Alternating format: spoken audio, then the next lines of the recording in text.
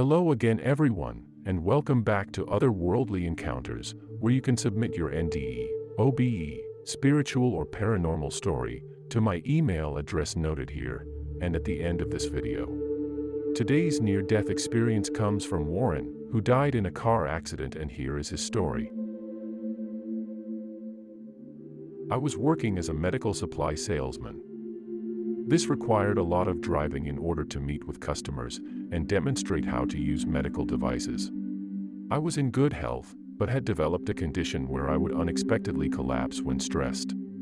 I wouldn't faint or lose consciousness, I would simply feel dizzy and know I was going down, and it wasn't possible for me to prevent this from happening. I called these episodes drop attacks.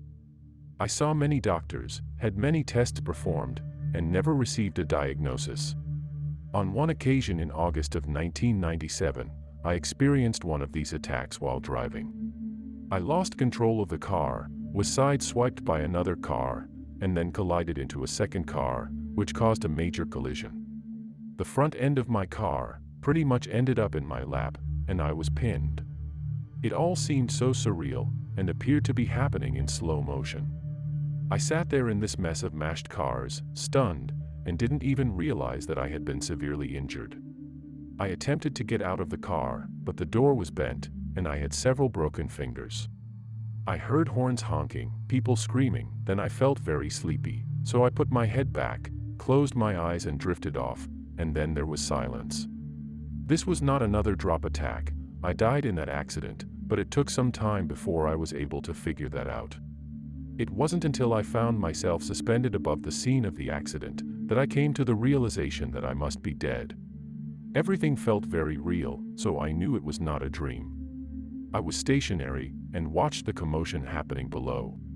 People were trying to pull my car door open, but it would not budge. Suddenly, an invisible force enveloped me and dragged me downward. When I reached the level of the earth, it let go. I was free, falling down what looked like an old elevator shaft. The light from above quickly grew dim. I had been thrown into a bottomless pit. This was the entrance into hell. Up ahead, I could see a reddish glow. As I got closer, I could feel the heat, and then saw a demon at the bottom of the pit.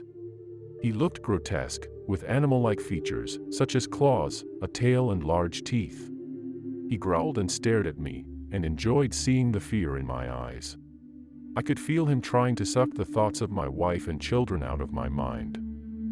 I had to work hard to keep that from happening.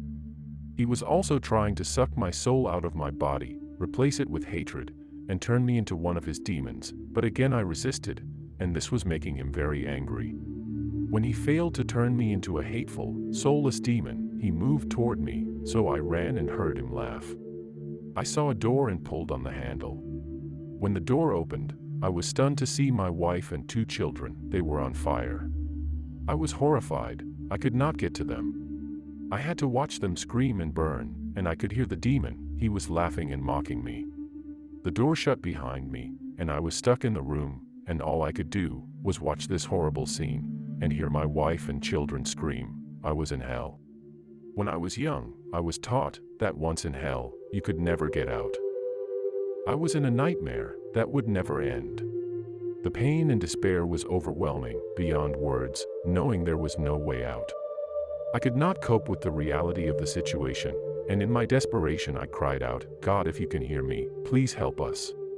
Immediately the flames dissipated, and my wife and children were whole once again. They were taken out of hell by a bright light, but I was still locked in that room, left in a state of fear and confusion. I called out to God once again. This time I heard his voice. He said, "Do you know why you are here?" When he asked the question, the answer immediately became clear to me. I never once told Ellen how much I loved her, never told her how much I appreciated her, never told her how wonderful she was with the kids, and she never complained about it. When I saw them burning, I felt the pain of never telling her how much she meant to me, and there was no way anyone could have conveyed that message to me. It would have gone in one ear and out the other.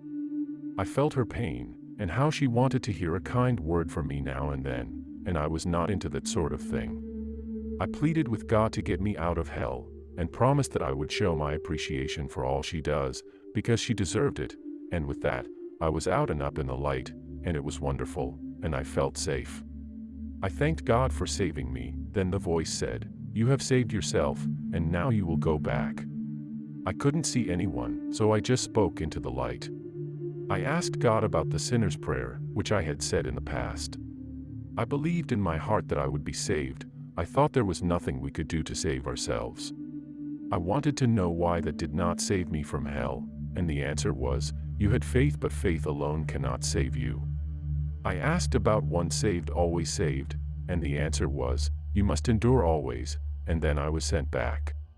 I was told by one of the nurses in the hospital that I had died and came back several times, and each time I was revived.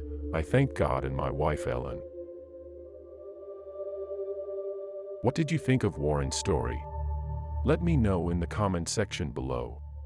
If you enjoyed his story, please give it a like and subscribe, which is free, and will help this channel grow, and hit the bell icon so you can receive a notification when I release a new video.